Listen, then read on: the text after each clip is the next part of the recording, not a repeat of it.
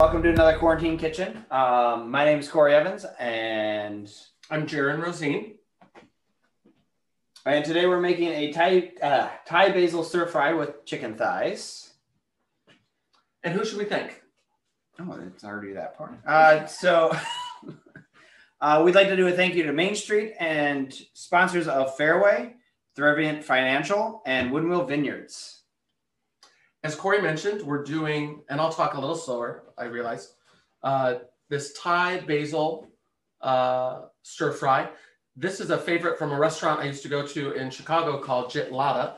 And every time I was visiting Andy or in that area, we would go to this restaurant. And my favorite dish was the basil duck. They closed, so I had to learn to kind of do it ourselves. We're using chicken thighs today, but you can also use ground pork, you could use beef, any type of protein that you like.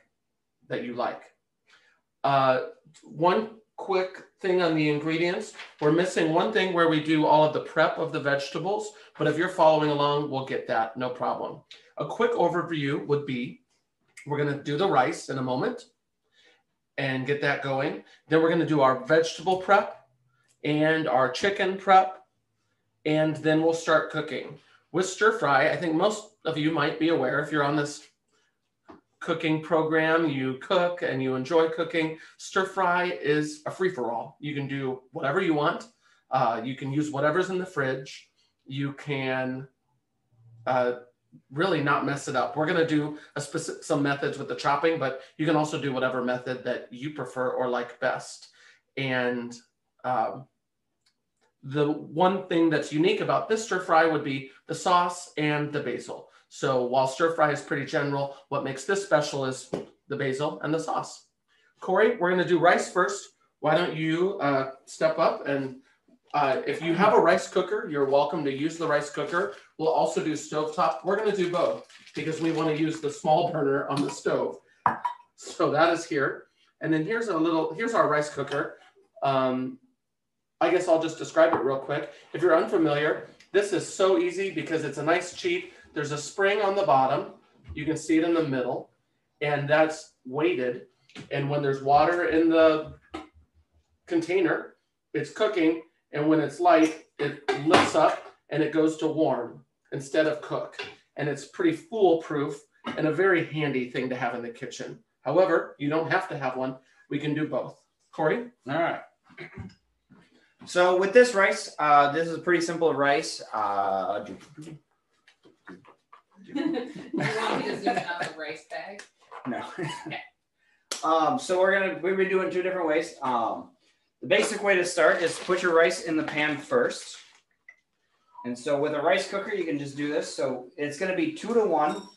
Oh God. Do you need me to dump some rice out? Yeah, let's put that in there for now.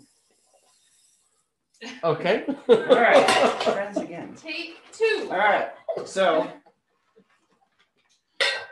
right. I don't like how this is. You want to put the cup in the bag? Oh, there you go. Yeah. What you're not seeing is Cory putting rice in the measuring cup. And some people might already have their water boiling. So if they do, you can add the rice right to the water. Yes. So if your water is boiling, you can add your rice right directly to it. And you're doing 2 to 1, so 2 water and 1. Okay. I need to get that part done. So once we have this, the rice in the pan, it is 2 to 1 with this rice, which is a parboiled rice. If depending on this type of rice that you have, some recommend doing like rinsing the rice before you're cooking it. Just depends on which rice you have. It's easy just to follow the instructions on the bag, which is the most accurate way to follow it. So that's the easiest way. So we'll need 2 cups of water. With the rice cooker, it is really simple. It's easy. They are actually really useful for, you can actually make use to heat up quesos and different things that way. And use it like a crock pot essentially for holding things at shorter time periods. Here's 2 cups of water.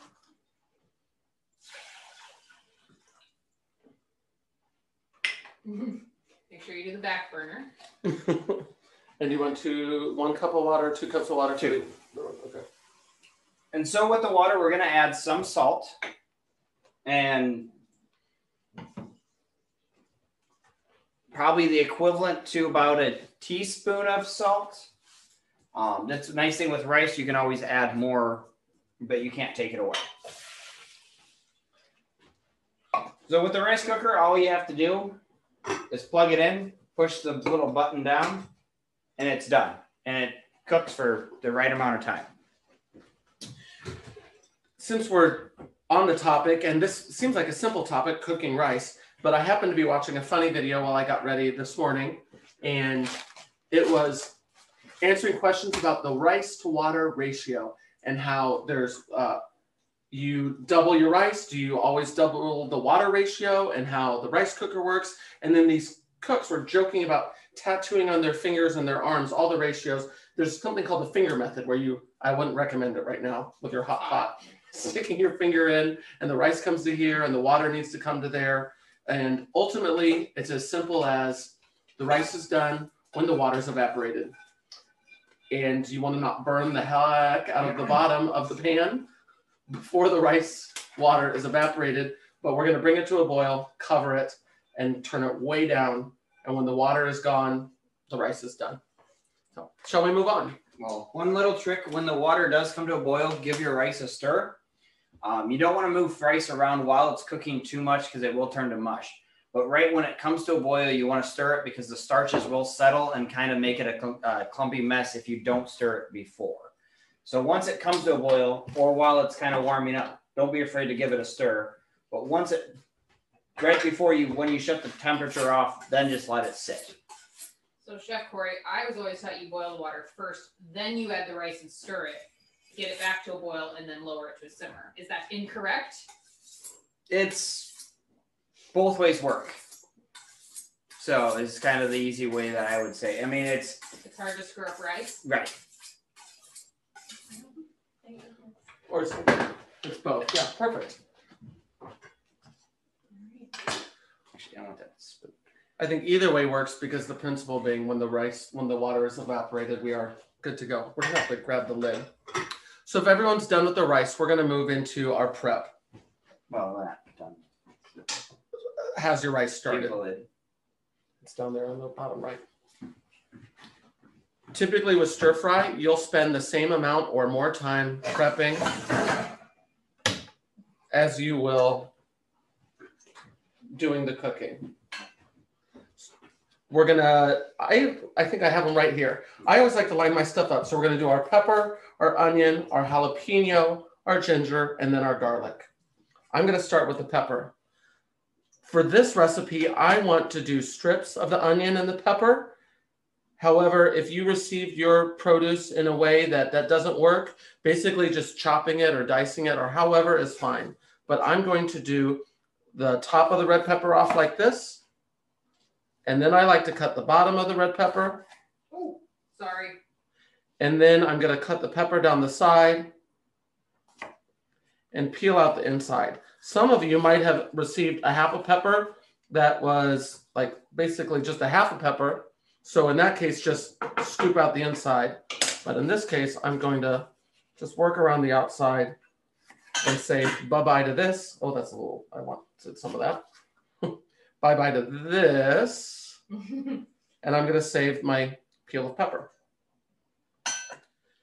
We should touch base on rice. Some of you that received a half a pepper, like I mentioned, just clean out the inside. So you have this left. I have found that it's easiest not to chop on the skin side that's hard, but to chop on the inside where it's nice and easy. And we're going to cut it into strips like so. Take your time, do it however you want to do it. Or if you have some wackadoodle pepper and you need to just mince it or chop it, do whatever you want. It does not matter. Cory has some rice information. So once the rice comes to a boil, you do want to turn your temperature down to low and cover the rice.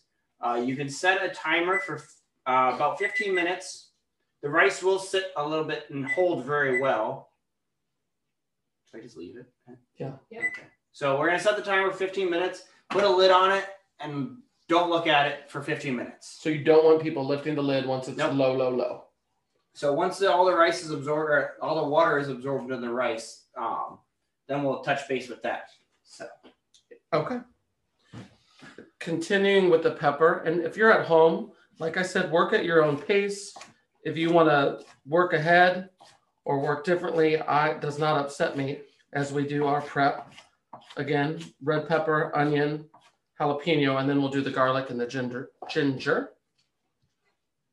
I like strips for this. See, Cory's better than me at the knife skills. There's no doubt about it. However, everyone Cory can. insists he's better at everything, but you know. But since this is my recipe that I like, I said I want to do it this time. The onion, I like to cut similar to the red pepper for this recipe. So that for this is pull to pull, root to stem. So root to stem.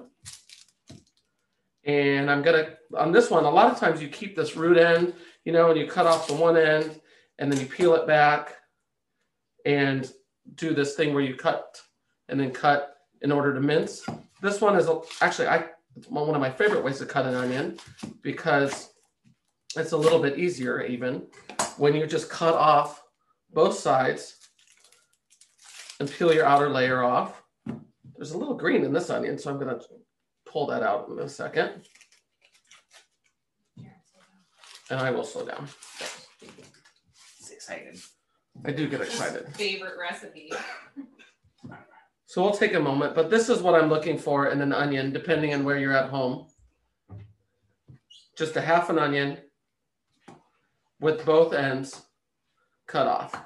Again, if you receive your onion differently or it's a little more challenging to do this, whatever you want to do with your onion is fine. Just chop away. Try to shoot for evenly sized pieces for evenly sized cooking. If we're ready, the way that I do this, let's see, I'll cut like this. If you guys are ready for him to start working through the onion, give a thumbs up at the camera for me. I see lots of thumbs. Okay. Cool.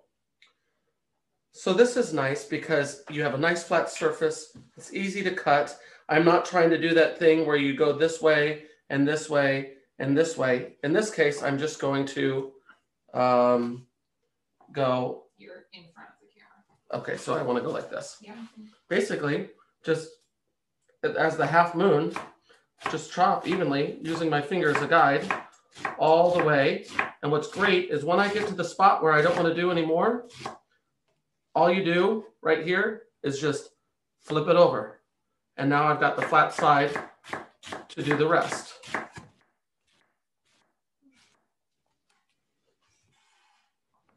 So similarly, I forget, here's the camera, cutting this onion in half. I just work my way along.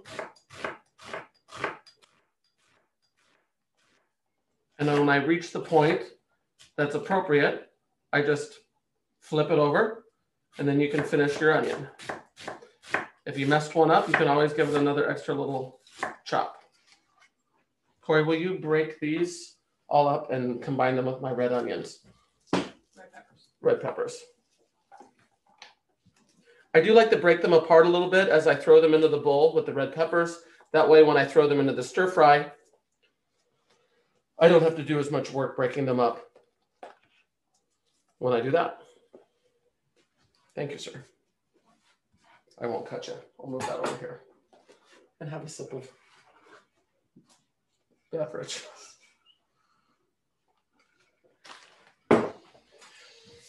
For this recipe, so next up is our jalapeno. Unless you happen to have a Thai chili or a serrano pepper, if you like a little more heat.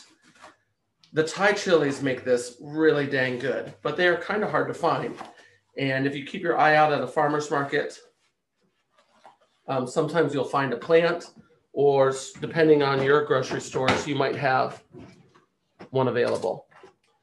I don't want it so spicy that I have all of my jalapeno seeds, so I normally like to use a spoon, and I'm just gonna pull those out and de-seed my jalapeno. I'll lock that one away for next time I make coffee. I actually have a jalapeno core. Yeah, so house. for me, it's always a spoon. I cut them in half and I just spoon it up. Like an extra kitchen gadget that takes up space in your cupboards. There's a little tool. I have it and it's wonderful. I just always end up cooking myself when I try to like. The jalapeno is not as spicy, so we might add a touch of crushed red pepper flake in our recipe when we go to add the jalapeno, but everyone can do as they wish. The jalapeno, just like the red pepper, I'm going to cut in little strips. And once I'm done with the strips, I'm going to turn it and dice.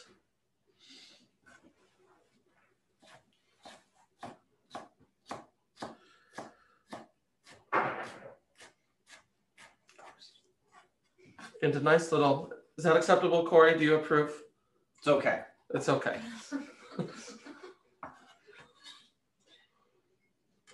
And I have one more to go.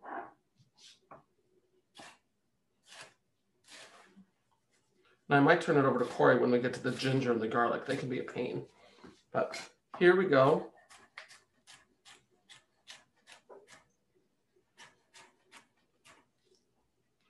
With the last of the jalapeno.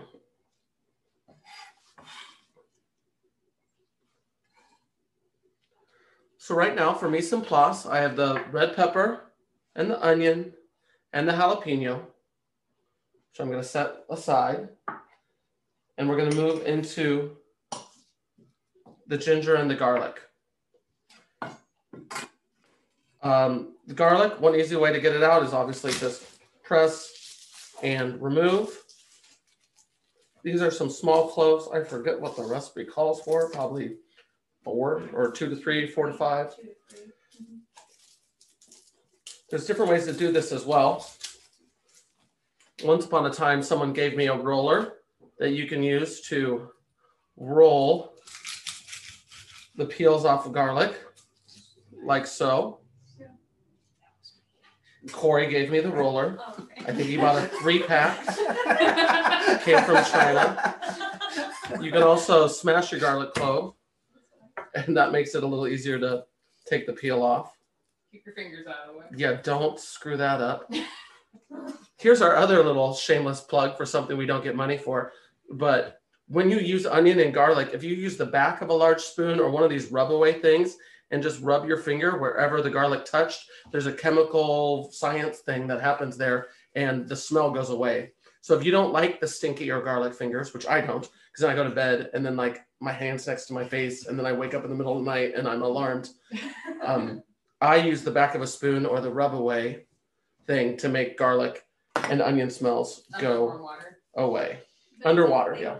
It's anything stainless steel. You can pet your fridge too if you've got a stainless fridge.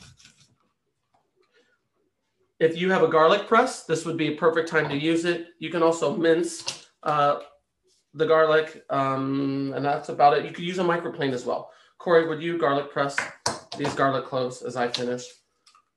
Right here.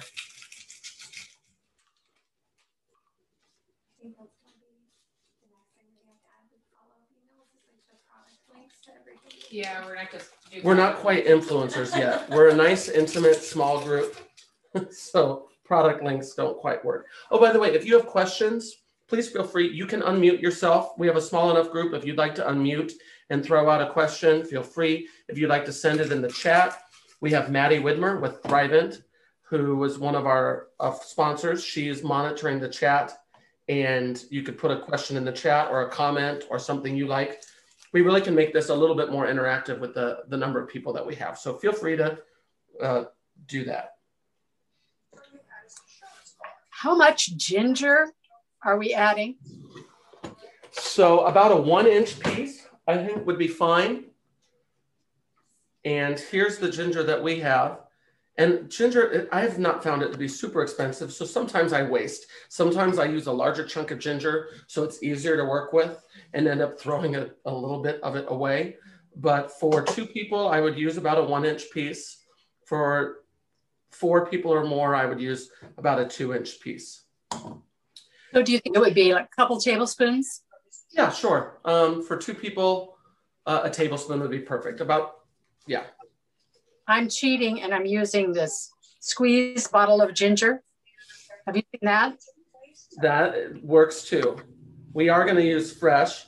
Another way you can use your spoon is to peel the garlic. You can also use a potato or a vegetable peeler. I mean ginger. I misspoke. But you can use a spoon to peel your ginger. You can use a potato peeler.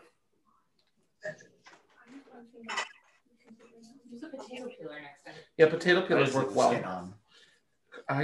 You don't want the skin on for this recipe. For some marinades with the skin, you could put it in the food processor and leave the skin on. Oh, so ginger is another one. I would say do whatever you normally do. Use the ginger tube.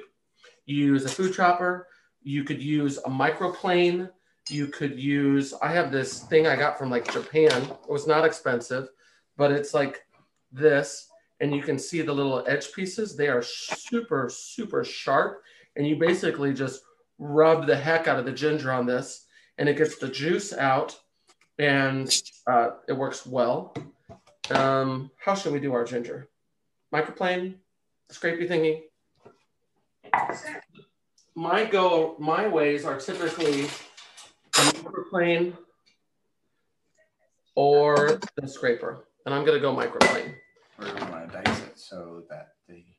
Cory, why don't you show your best way to dice it? Because I suck at dicing ginger. It's the worst. Knock yourself out. All right, so we're gonna dice this up here. So we've got a nice clean piece. And Oops, wrong way. nope. Zooming. Meant to zoom. So the best way to do this, I always start with trying to get a flat side, just so that doesn't roll around on us, but we'll use this. And I'll make, with ginger, you do want to have smaller pieces. You don't want big, giant chunks. So we're going to try and cut probably, I don't know, like an eighth of an inch thick.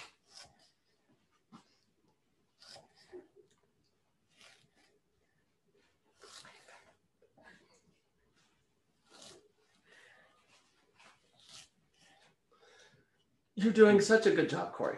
Thank you. So then once it's all sliced thin, we're going to kind of take half of the pile and we're going to keep consistent with that eighth of an inch thick.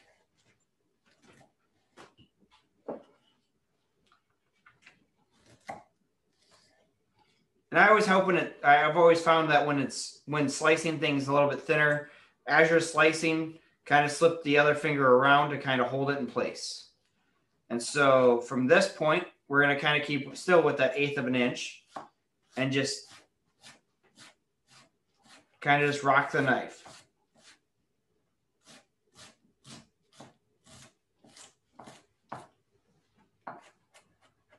And if you see some decent sized chunks, go ahead and just kind of rough dice those. So you'll want a nice little dice.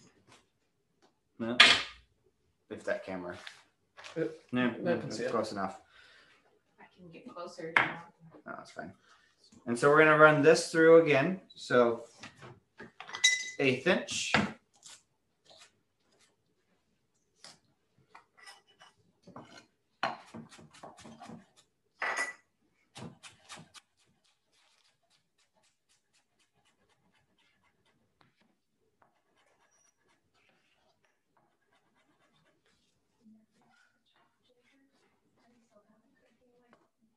If I learned anything from this series, I All right.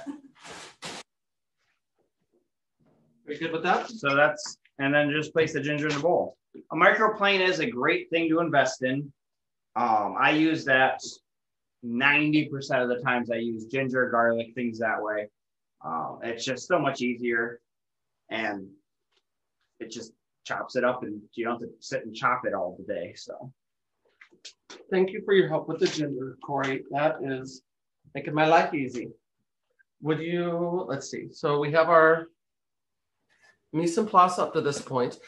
By the way, if you are ahead and you're one of the buy your own groceries and you're ahead, you could be assembling the sauce according to the recipe. Everyone that received a meal kit, your sauce is ready to go. That has the chicken stock, the soy sauce, the fish and oyster, little brown sugar and little white sugar. That's what's in our sauce. Some of those sauces are the thick, flavorful stuff. The chicken stock or the water is basically a steaming agent. If you haven't assembled your sauce and you're ahead, feel free to do so. We're going to work on the chicken. And then the last thing we have to do is the basil. So that timer was our 15-minute timer for the rice. You can go ahead and shut it off. Just leave it on the burner and it will stay warm. Perfect. So I am going to swap cutting boards for the chicken. And because I have to do the basil still, can I just give that to you, please? Will you just set it aside? And then I'm going to use that large bowl for the chicken that's behind you to the left. So switching cutting boards just because cross-contamination. When I go to the basil, we're going to pull out our chicken and get to work on that. We're using boneless, skinless chicken thighs. I found that the thighs have a lot of flavor and they're pretty forgiving. White meat, you have to be a little more careful not to overcook. And it doesn't have as much flavor for a recipe like this. And dark meat does. Just as a note, when you're cooking a bird or cooking dark meat in general, white meat you typically cook to 160 degrees, and dark meat 190 is about your sweet spot. This is also pretty forgiving because we're going to cut it into small chunks and it will cook easily. So you're going to basically want to trim large parts of the fat and then cut it into about 1/4 inch slices. There's a little bit of ginger there. So let's see. The easiest way, let's start on this end right here. There's just a little fat that's right here at the end. I'm just going to use my sharp knife and just handle that. Timer off. And then we're not going to lift the container, right? No, So we're just shutting the heat off for the rice, leaving the lid on and shutting off the heat. So basically, I'm just cutting off any obnoxiously large chunks of fat. What is going on? And then we're going to cut this into 1/4 inch slices where the pieces aren't so bad.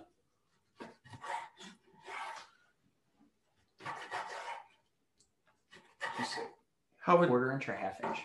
I don't know, about that big, little pieces. Whatever that is. Little pieces about like that, little chunks of chicken. So about 1/2 inch chunks. 1/2 inch chunks, 3/8. Okay.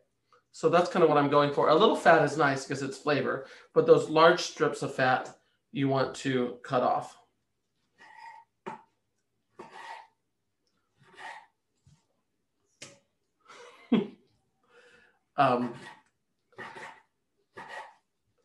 I have had bone-in, skin-on thighs and then tried to work with those, and that is a real pain in the butt. The boneless, skinless thighs, I think, work pretty great.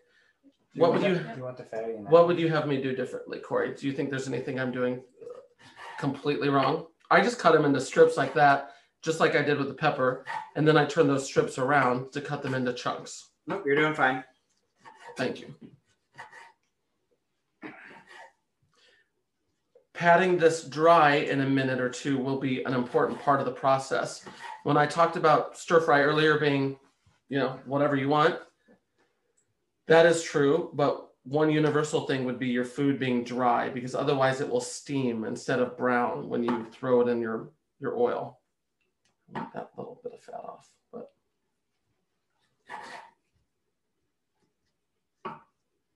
there we go. Now I can get it.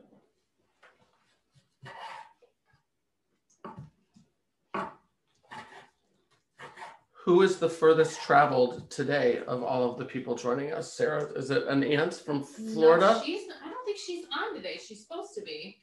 But I think Kieran, Nick, and the kiddos are the furthest traveled from Minnesota. I'm trying to see who else is on. Yep, everybody else is in our southeast Iowa area. Almost everybody's from Washington, but we have some Riverside and Crawfordsville representation too. That's awesome. Oh, in North Liberty, Southern Care. So I'm just continuing to work through the chicken. And I am going to use my second set of hands because it's great to have another person in the kitchen. So as I near the end, I'm going to have Cory take the paper towels that I've laid out, and I'm going to have him pat this meat dry. And then I'm going to salt and pepper it. And you might recall that cornstarch is a pantry item. So we're basically cutting the chicken, patting it dry, seasoning it, and tossing it with a little bit of cornstarch. And that cornstarch will do two things. It will aid in the browning when we throw it in the oil. And then when we return the chicken to the pan after we saute vegetables, it will aid in the thickening of the sauce. If you read ahead in your instructions, you already noted that depending on your preferences for sauce, you can also thicken a sauce with a cornstarch slurry, or you can skip this step depending on the protein you're using and thicken at the end with a little bit of a slurry. It's not absolutely necessary, but I kind of like to do it right now just because if I didn't get the chicken dry all the way, the cornstarch kind of takes a little bit of that moisture up. If you don't pat it dry completely perfect, it's a nice little helpful method.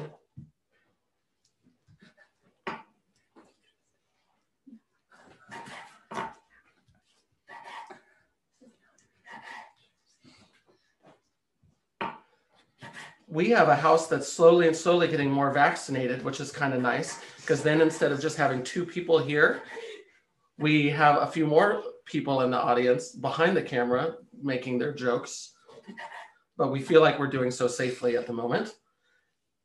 We also have a cat named Gus who's locked in a room somewhere. You know, that's the nickname of my baby. We call him Gus. You call your child Gus? Because he's a girl Gus. Oh, I love it. So I just didn't know if that's why you named cat Gus. Gustavo Fring from Breaking Bad.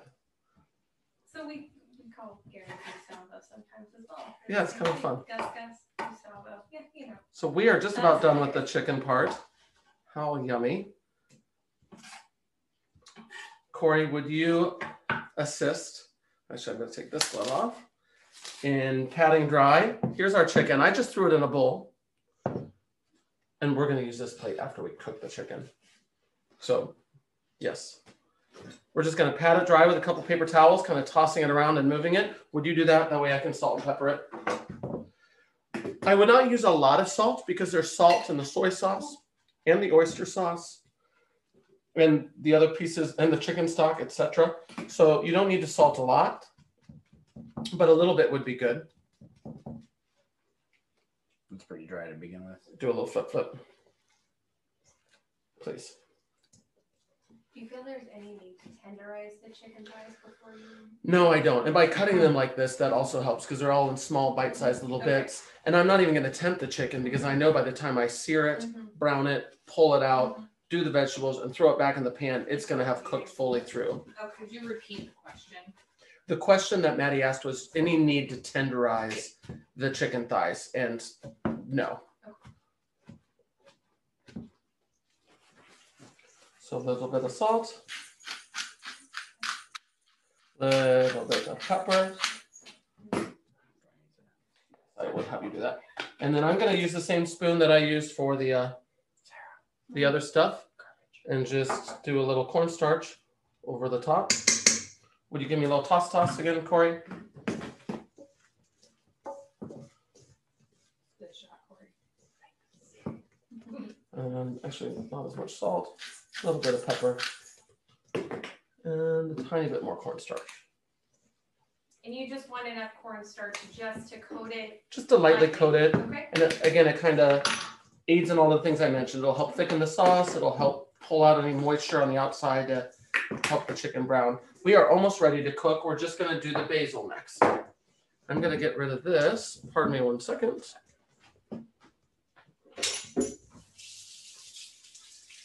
While Jaron's rinsing, does anybody have any questions? You can unmute or put them in the chat.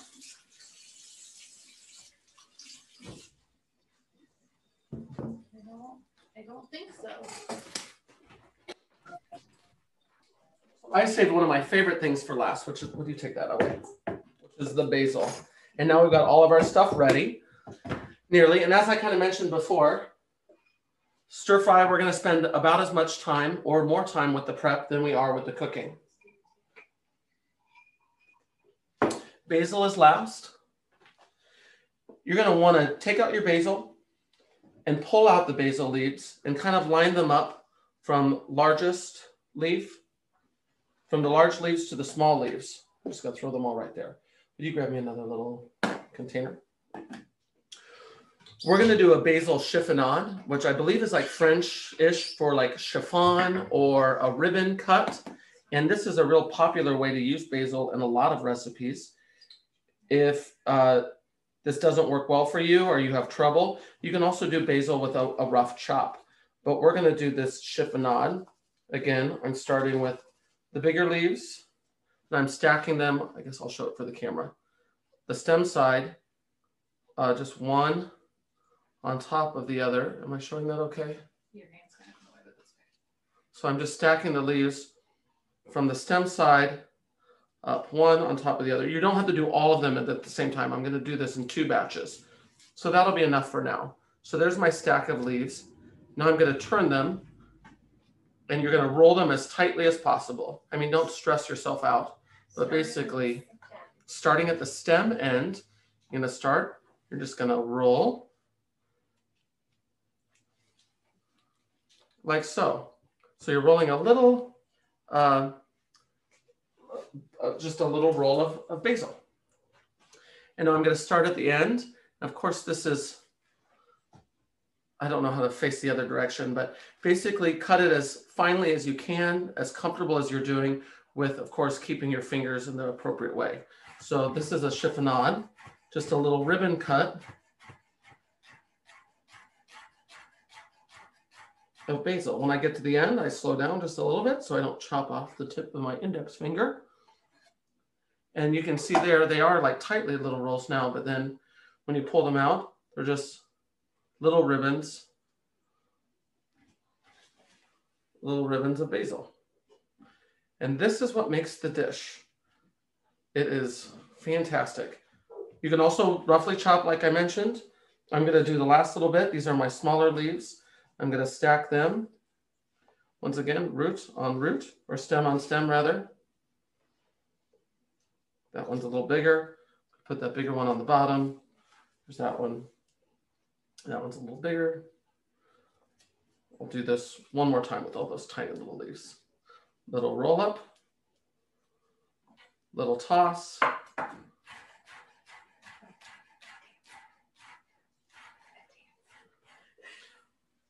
I think music, hey, we're not having any internet troubles today. Oh, Jinx it. yes. We reset all the routers and shut off all of the phones, which we did that last time too, but we didn't quite get the router reset. Alexa was the big problem last time. If you're done with the basil and you have everything else complete, you could start your burner on medium heat with your thick bottom skillet. I'm almost done. This one is not even as perfect either. Some of the leaves are a little small, doesn't look great, but when you throw this in, the basil will wilt a little and shrink, and it will be fine. It's stir fry. It doesn't, it's, yeah, forgiving. Cory, can I pass that to you? Careful of the knife. So we're about ready to go. I'm gonna start my pan and line up the ingredients in the order that we're gonna use them in. If you wanna show both. Here's the cast iron skillet. I'm gonna start that on medium heat, just a little bit medium high, because I am gonna want this oil to get to the shimmering point where it's just about to smoke.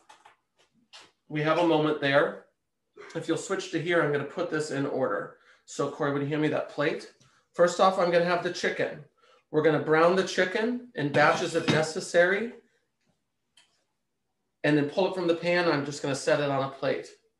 After we brown the chicken, we're going to do the I believe, the ginger and the jalapenos. And then we'll add the garlic until fragrant. And then we'll add the red peppers and onions. And then last will be the sauce.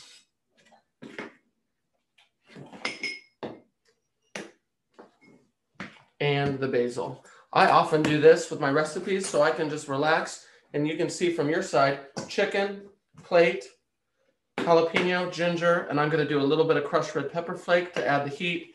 The garlic you don't want to burn, so that's why you're going to add that after for just a little bit. Red peppers and onions, sauce, basil, rice is done. We're basically ready to go as soon as the oil is hot. How is everyone getting along? Have I been going a little too slow this time, or?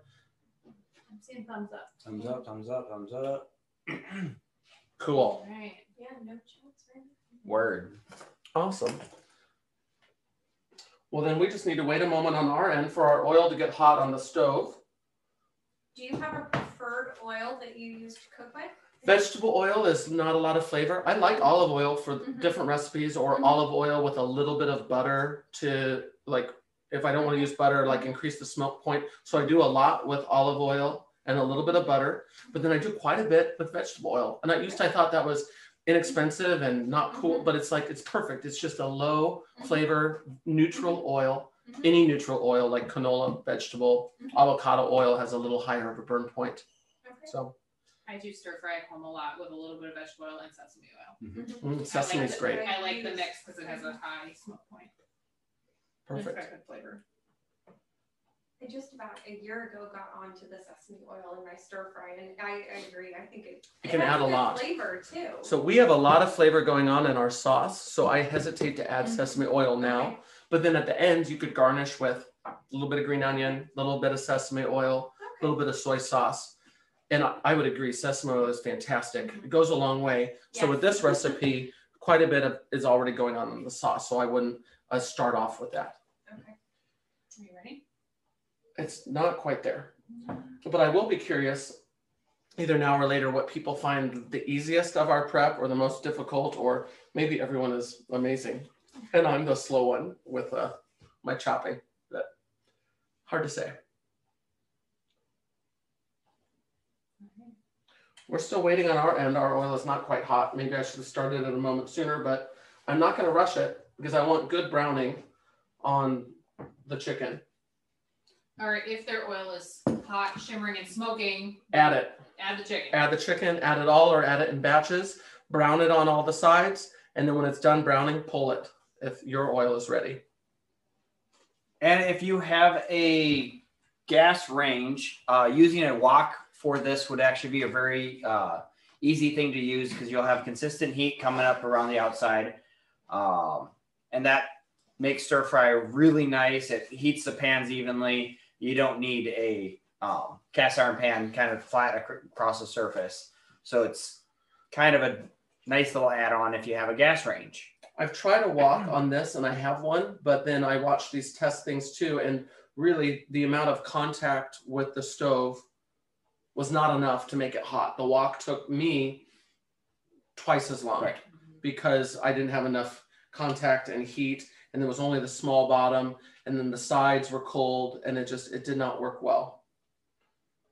And I have a gas range at my house that with a wok that works phenomenally. Yeah, that is nice. So that would work if you had a cast iron wok. I do have that. Nice. Exactly. So I'm testing it. I'm just not quite there yet. I just threw in a little piece of chicken. It was very lame.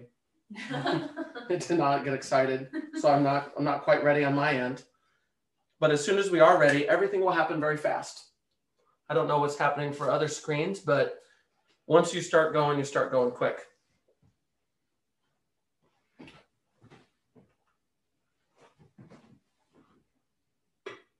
See, and I'm resisting the urge. I kind of want to peek at the rice a little bit. The rice should be, you could look at Are you allowed to look just a little itty bitty tiny bit? It's done. It should be done. Yep, awesome. I'm just peeking the lid a little. Steam is coming off and there's no water in there.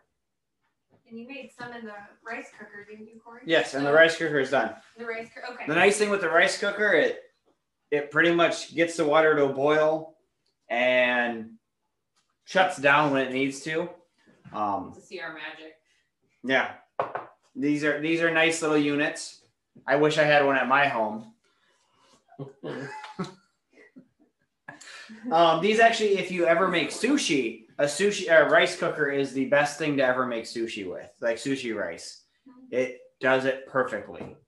Cory makes another joke because that is his rice cooker that happens to be at this house, because I'm the one that always ends up doing the dishes with rice. We also have a fryer in the garage. I am close on my oil. As you can see, the smoke is coming off. I was going to use gloves, but instead I'm just going to wash my hands in a second. But I'm going to lightly drop my bits of chicken into this oil and begin the stir fry. Let me use both hands actually, pull them apart.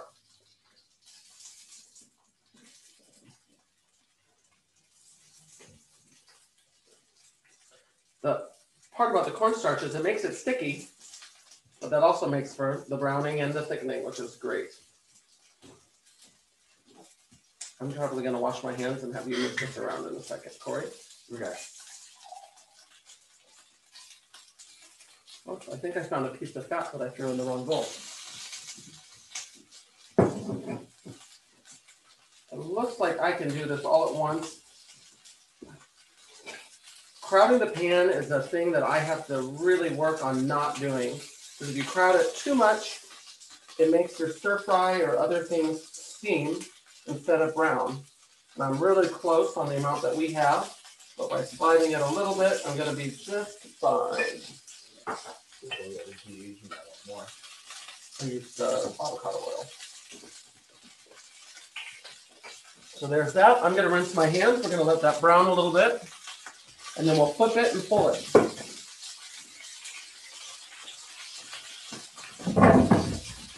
Cory, why did you do that? I added a little more oil just because the pan needed it. Look a little dry. It looked a little dry. And another sin I sometimes do is add a little too much oil and it splatters everywhere. So I was on the side.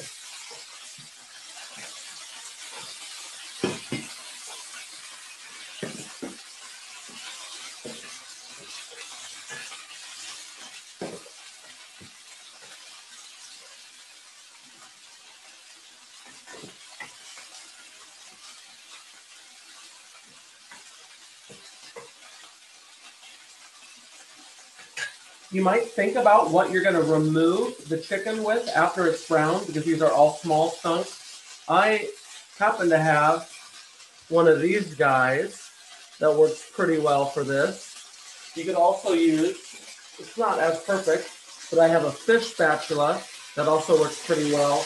Or you could use a spoon. I mean, a spoon would work too. But by using something like this, it allows oil to get the oil to remain, that flavored oil.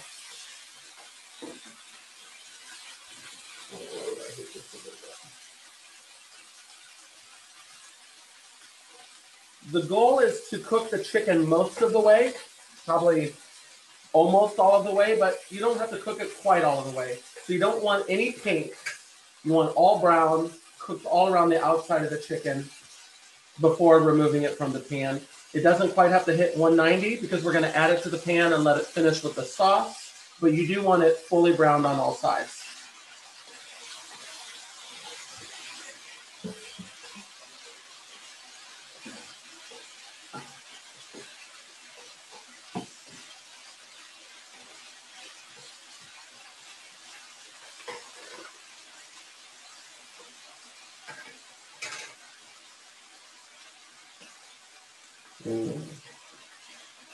Our house is smelling fantastic now. It took till now to do it again because stir fry, all the work's at the beginning, and now it's coming together.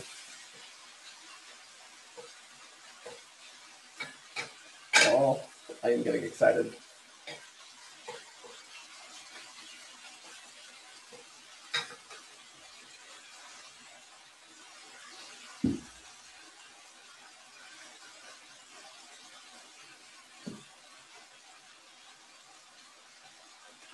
What stir fry do you like to cook at home, Sarah? You mentioned there are two. Actually, why don't you tell them about the two bonus sauce recipes that you did on the bottom? Sure. So stir fry is so versatile. You can pretty much throw anything together. So at the bottom of your recipe sheet, there are 2 sauce recipes. One is a spicy Thai peanut sauce. I will say, if you are not a spicy food person, just cut the amount of sriracha that's in it, but keep the rest of the ratios the same. It's got a nice bite to it. It's really, really tasty, and it's really good over noodles. The other one is a teriyaki, which I actually have not tried that specific recipe, but it uses orange juice and some other ingredients. You cook it down on your stove to thicken it up, and then you toss it in, just like the sauce we're using today. So we thought it'd be nice to add some variations on sauces, because you literally can take all of these same ingredients, change the sauce, and you'll have a completely different recipe. My aunt is not on here, but my grandmother has a recipe that we use a lot called Tuesday's chow mein, and it was taking whatever leftover meat from Sunday's dinner you had and turning it into a stir fry. And it is a very simple soy sauce, cornstarch, chicken stock based sauce recipe that uses the flavors of your veggies and your meat to really flavor the recipe. So that one is probably one I make a lot. Because it uses leftovers. Yep. I think we're close on our end. One reason that we are doing this in batches is because we're cooking for 5. If you're cooking for 2, you might be able to get away with this without pulling out the protein and then adding your other vegetables. But what's nice for this is doing it this way, because it works quick. Otherwise, we would be much slower cooking our veggies. Good work, Cory. I don't think we need to add any more oil. I think we can move that aside. This is our chicken right here. I'm gonna grab a piece of foil and lightly tent it so it doesn't get too cold and it just stays hot for the cooking process. Next up, jalapenos, ginger. Maybe not quite all of that. There's a lot of ginger. Well, and there's that. It'll have a little bite. We're all going to have clear sinuses.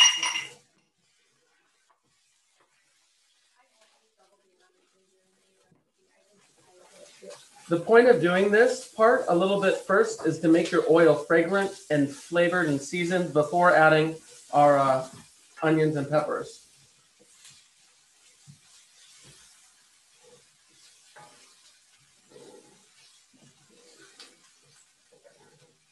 All right, I would say that is going to do its trick. Let's add our garlic. Garlic, we want, again, 30 seconds to 60 seconds until fragrant. We don't want the garlic to burn.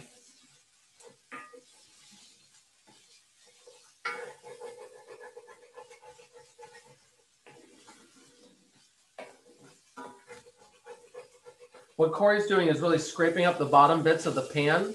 The sauce will also help you be able to do that. What's on the bottom of your pan is, of course, that fond, lots of flavor. Definitely want to get that up off the bottom of the pan. We're going to add all of that love right now.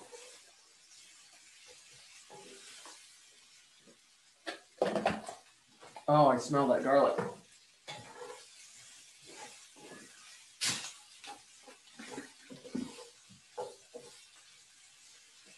As these peppers and onions cook down and brown a little, when we add some of the sauce, it'll aid in the steaming. So we're going to add a little sauce, and then we'll add a little bit more when we kind of put everything together.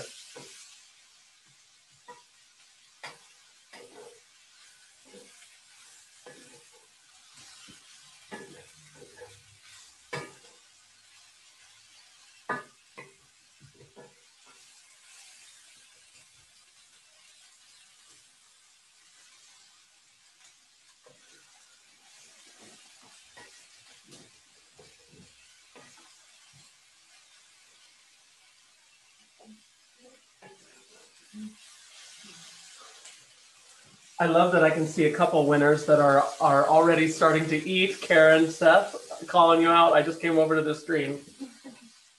You're rocking it.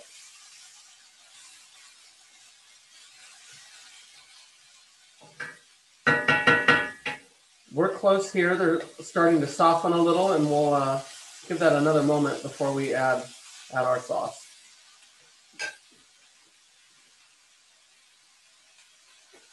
Karen says it is so good. Thanks for sharing the recipe. I'm glad she likes it. Would you hit the over arrow, and I'll look it up.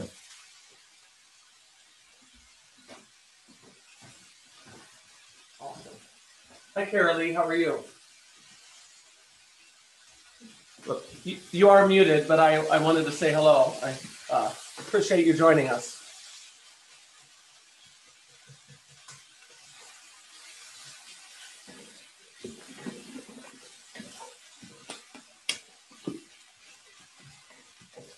All right, I think that is looking about right.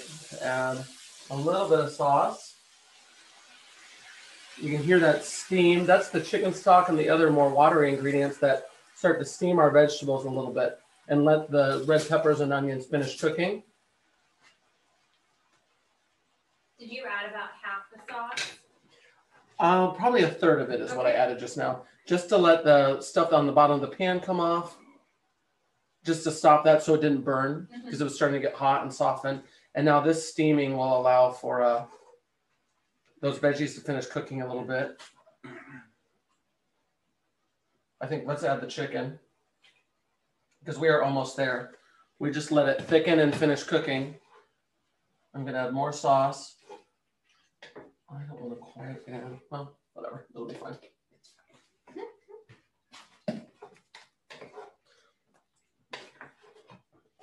And that's where you have to be a little patient with the cornstarch that's on the outside of the chicken because that'll need to come back to a nice little bit of a boil or a simmer in order to activate that starch and thicken the sauce. Basil, of course, in this recipe is fresh basil, so we add it at the very end.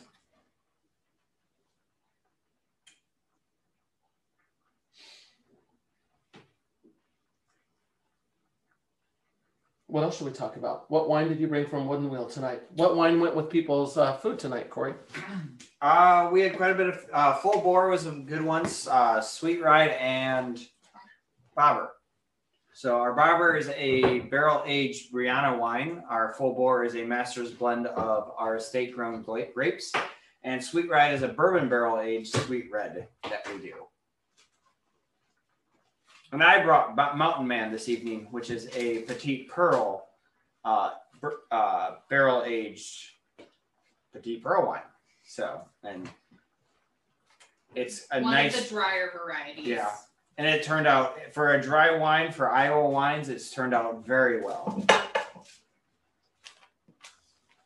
Would you want a drier or a sweeter wine with stir fry?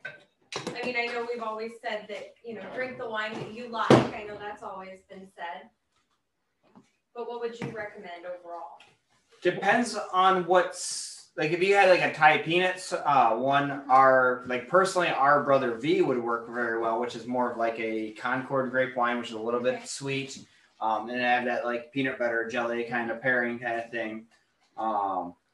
Sake would go really well with. Sake would go really well. And Karen, I think you guys had the Sweet Ride. Give me a thumbs up if that's right. Yep. So Karen and Seth had the Sweet Ride, and they really liked how it went with food. Mm-hmm. Sweet Ride's a very versatile wine. It can be used as a dessert wine. It can be used as just enjoying with dinner wine. And Cory, if you are in the Washington County area, where can they get your wines? Lots of various locations. In Washington, you can pick up our wine at Fareway, Hy-Vee Wine and Spirits, Hy-Vee Grocery, Original Wine and Spirits, and Ace Hardware. And Village? They don't, no. Or you can drive out to the vineyard. In Kelowna, you have Best of Iowa, Kelowna General Store, Tequila Wine and Spirits. And we do deliver, so which is also available from our website. So I think our rice is done. Our sauce is about there. We're just letting it reduce a little bit further. I'm going to give it a little taste and just see where we're at, if we've missed anything. It is smelling very well. Oh, am I on the? You're on the camera. Oh, it burns. Ow. A little hot. Oh my goodness. Yeah, that makes me happy. And then, like I mentioned, the favorite is for me is the basil. The basil at the end. We need to let ours reduce just a tiny bit more. Do we want to thicken ours with a little cornstarch slurry? I think we could actually. I did kind of round up on the sauce recipe. So if your recipe is a little bit more liquidy than normal, it's because I hate when I have a dry sauce or I don't have enough at the end. It drives me crazy. And it's something that I've had happen a little bit. So I kind of rounded up on those things, which is what makes me think of the thickening at the end. Honestly, I think we're so close though. If we thicken at the end, it'll be too thick. I think we just let it go another moment and we're going to be there. To change this recipe up a little bit if you wanted to, you can always add shredded cabbage, broccoli, carrot, diced or sliced or shredded carrot to it to kind of add some extra vegetables into it. Water chestnuts to add the nice crunch. I like mushrooms a lot too. Mushrooms you could saute into it. The what? Zucchini. Zucchini was also making a very nice addition to this. With stir fries, you can add whatever you want as long as you account for sauce to vegetables and meat ratios. That's the nice thing with stir fries. It's just kind of whatever you enjoy for this entree that you'd like. On that, I think we are ready to go. If you want to kill the heat.